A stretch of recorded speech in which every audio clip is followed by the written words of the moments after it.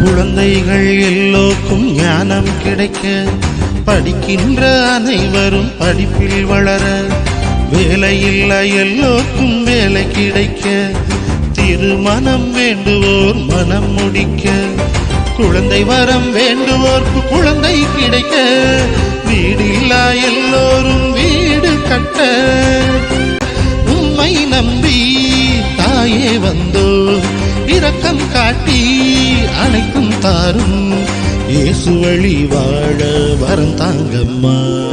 ஆனந்தம் பொங்குதம்மா, அதிசயம் நடக்குதம்மா, சந்தன மாதா திருவிழாவிலே.